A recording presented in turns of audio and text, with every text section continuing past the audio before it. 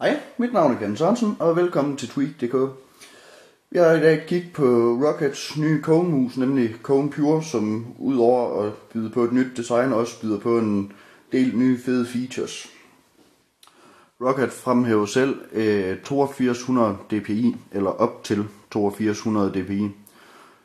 De fremhæver deres Easy Shift, som i al sin enkelhed går ud på, at du kan programmere en knap som Easy Shift knap, holde den inde, og så har de resterende knapper på musen en ny funktion efter eget valg.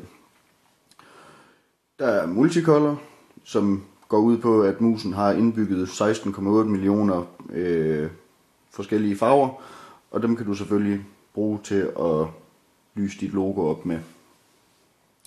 Så har vi TDCU, som i al sin enkelhed går ud på, at musen den kan sættes til at analysere overfladen, den er på, og så derefter kalibrere sensoren til den bedst mulige performance. Men lad os få pakket musen ud og se, hvad den byder på. Det eneste du får med i kassen ud over musen, det er en quick installationsguide, hvor du også får at vide, hvor driverne og softwaren til musen skal hentes.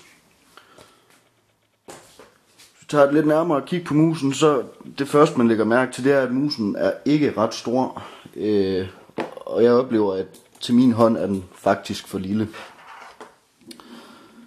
Det næste, det er, at slivingen, den er af rigtig, rigtig høj kvalitet, som man efterhånden ser det tit.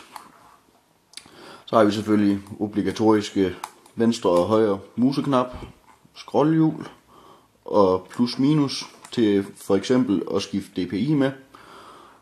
Og ellers i bunden Rocket logoet. Hvis du kigger på musen fra siden af, så kan du se to knapper, hvor det er de to, der skal programmeres som Easy Shift. Derudover så kan du se Rockets logo og Kone Pure trykket på musen, og et godt indhak til tommelfingeren, der sikrer et rigtig, rigtig godt greb. Hvis du kigger på den anden side, så er der ikke det helt vilde at byde på, udover at der selvfølgelig er et indhak til at hvile lillefingeren på. Og svært at lægge mærke til overfladen. Det er en rigtig, rigtig, rigtig lækker overflade, den har. Og den sikrer, at man har et godt greb på musen hele tiden. Rigtig lækker detalje. Hvis vi kigger på undersiden af musen, så kan vi se, der er de obligatoriske teflonfødder, Rockets logo og sensoren. Det var alt, hvad jeg havde til dig i dag.